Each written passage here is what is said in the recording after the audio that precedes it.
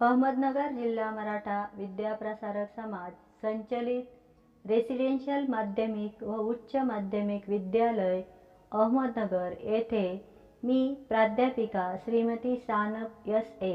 मराठी विषयाचे अध्यापन करत आहे।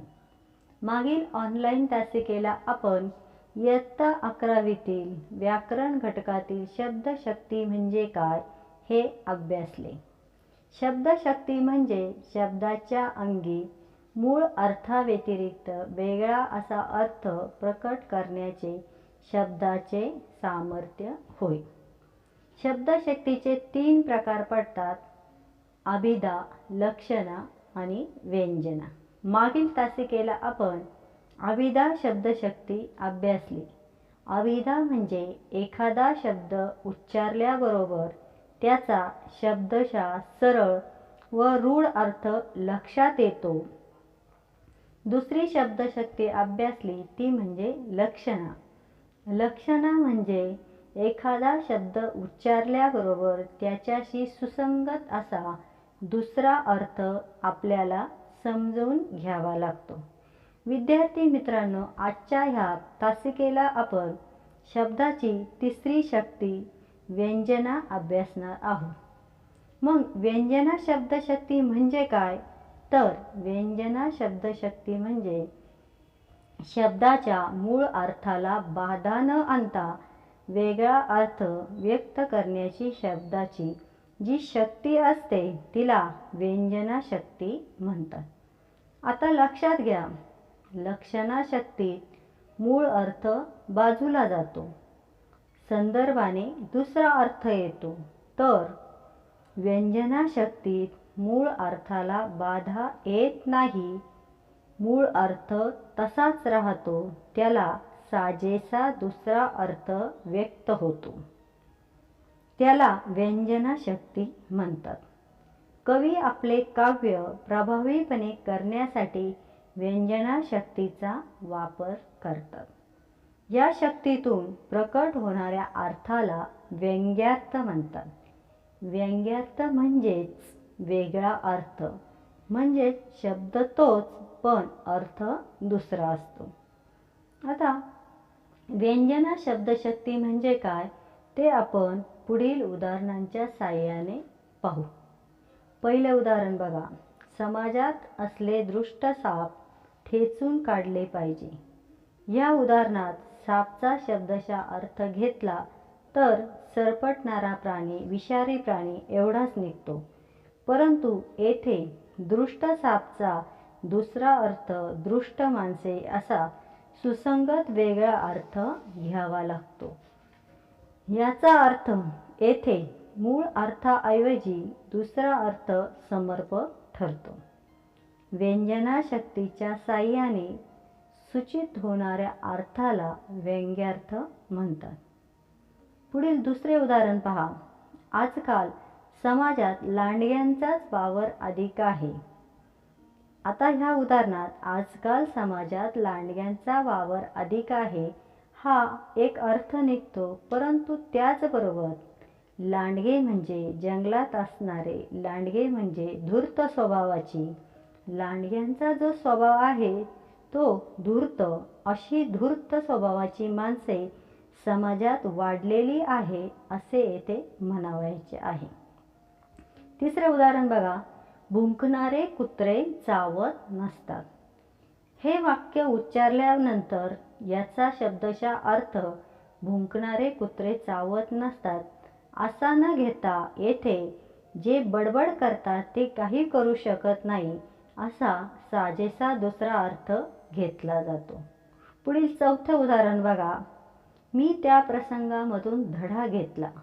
ह्या वाक्यात धडा या शब्दाचा अर्थ पुस्तकातील धडा नसून मी त्या प्रसंगामधून बोध घेतला असा होतो। आता व्यंजना शब्दशक्ती म्हणजे काय ते आपण काही उदाहरणांच्या साहाय्याने बघूया। उषःकाल होता होता काळ रात्र झाली, हा माणूस कामाला वाघ आहे, पिवळे जरी सर्प ठेचणे अन्य मना व्यवधान नसे, यासारख्या उदाहरणात व्यंजना शब्दशक्ती होते। वरील उदाहरणावरून व्यंजना शक्तीची काही वैशिष्ट्ये पडतात. मग विद्यार्थ्यांनो, ह्या व्यंजना शक्तीची वैशिष्ट्ये कोणती? तर ती वैशिष्ट्ये पुढीलप्रमाणे. पहिलं वैशिष्ट्य, मूळ अर्थाहून वेगळा अर्थ सूचित होतो. म्हणजे या शब्दशक्तीत मूळ अर्थापेक्षा वेगळा असा अर्थ या शब्दातून सूचित होत असतो. दुसरं वैशिष्ट्य म्हणजे मूळ अर्थाला बाधा येत नाही. येथे मूळ अर्थाला बाधा येत नाही म्हणजे मागील उदाहरणात लांडगे शब्द वापरल्यानंतर त्यांच्यातील धूर्तपणा लक्षात येतो, पण मूळ अर्थ तसाच राहतो, परंतु दुसरा अर्थ सूचित होतो. म्हणजेच मूळ अर्थाला बाधा येत नाही असे आपण म्हणू शकतो. पुढील तिसरं वैशिष्ट्य बघा, मूळ अर्थाचा वापर दुसरा अर्थ वाचकांपर्यंत पोचविण्यासाठी होतो. म्हणजे मूळ अर्थ बाजूला न जाता तो अर्थ दुसरा अर्थ वाचकांपर्यंत पोचविण्यासाठी मदत करत असतो. तर लक्षणा शक्तीत मूळ अर्थ बाजूला जातो, संदर्भाने दुसरा अर्थ सूचित होतो, त्यावेळी ती लक्षणा शक्ती असते. मूळ अर्थाचा वापर दुसरा अर्थ वाचकांपर्यंत पोहोचवतो, तेथे व्यंजना शक्ती होते. मग विद्यार्थी मित्रांनो, या शब्दशक्तींची गरज काय आहे? तर अनेक गोष्टीत या शब्दशक्ती उपयोगी पडतात.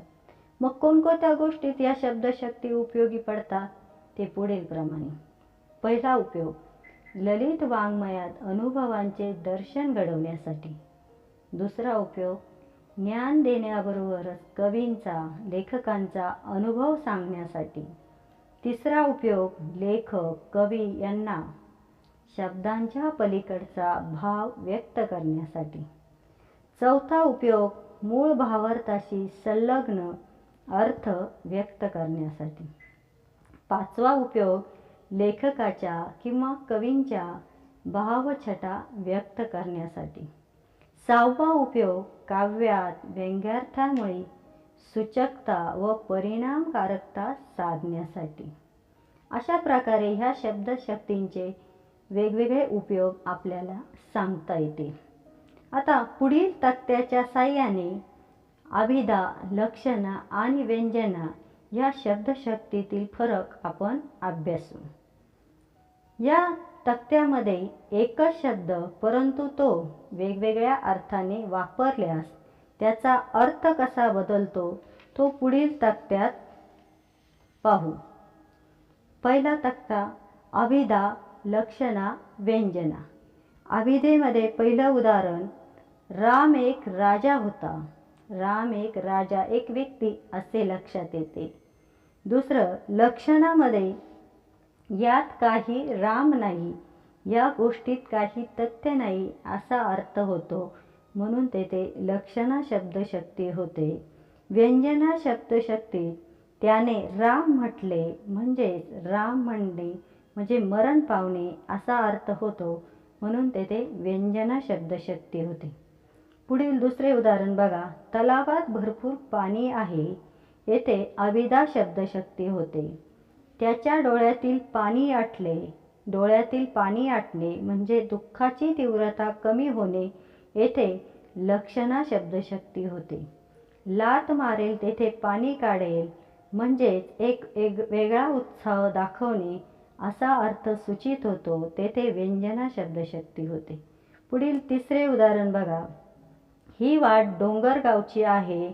येथे वाट म्हणजे विशिष्ट रस्ता. येथे अभिधा शब्दशक्ती होते. त्यावेळी त्याने माझी वाट लागली. येथे वाट लागणे म्हणजे निकाल लागणे असा अर्थ सूचित होतो, तेथे लक्षणा शब्दशक्ती होते.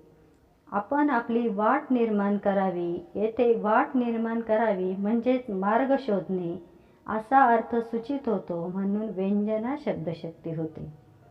पुढचं उदाहरण बघा, बांगड्या रंगीत असतात. बांगड्या म्हणजेच बांगडी, कंकण असा अर्थ सूचित होतो, म्हणून तेथे अभिधा शब्दशक्ती होते.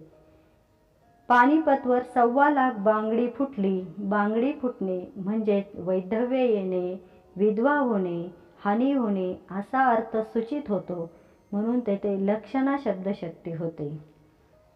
अखेर येथे निरोप घेऊन निवांत मार्गात ते कंकण. येथे कंकण म्हणजे विशिष्ट अशी आठवण असा अर्थ सूचित होतो, म्हणून तेथे व्यंजना शब्दशक्ती होते. पुढील 5वे उदाहरण बघा. मावळतीचा सूर्य सुंदर दिसतो. मावळतीचा सूर्य, मावळणारा सूर्य शब्दशः अर्थ निघतो, म्हणून अविदा शब्दशक्ती होते. सूर्य अस्ताला गेला. अस्ताला जाणे म्हणजे क्षितिजा आड जाणे असा अर्थ सूचित होतो.